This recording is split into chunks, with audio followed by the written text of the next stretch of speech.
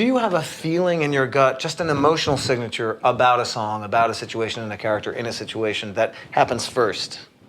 No, usually, well, my instinct to answer that is no, that what occurs first is the tone of the song. And that has to do with everything from comic tone to whether it's going to be terse or whether it's going to be verbose or whether it's going to be hysterical or whether it's going to be fast or slow. As opposed, and I think it's because I don't have to think long about what the emotion is going to be once you spot it. It's, as you say, if you take the rubbing and and something comes out at you, it's because what would come out at me is the emotional core of it. Now, how do you treat that emotional core? You know. So does that lead to sitting at the piano, improvising in concert, or in the context of that emotional sense of it? Yes, quite often what will happen is I will let ask the book writer to write into the scene or maybe even the whole scene first.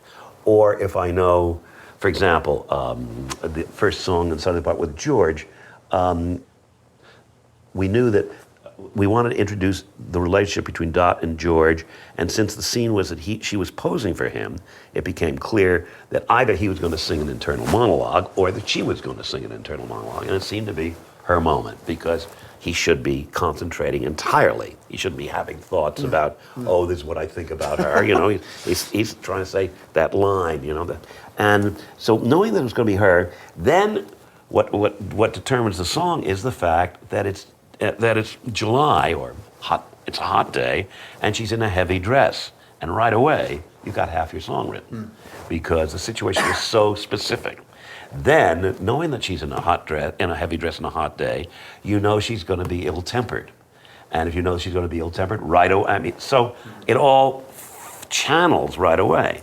And since we didn't want her to be just a fetch, she's got to have a sense of humor about it.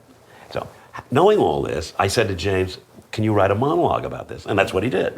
And then I took the monologue and changed it into a song. But it came back. But that's exactly the way I would approach it. So if you're 80% ahead of the game, as you know, if you have a situation that is juicy enough to sing about, as opposed to just two people meeting, you know. And so generally, I go for those moments and often ask them, since they are specific moments, the librettist can write that moment because it's very specific and it's part of the scene anyway. So I always try to get the librettist to do the hard work.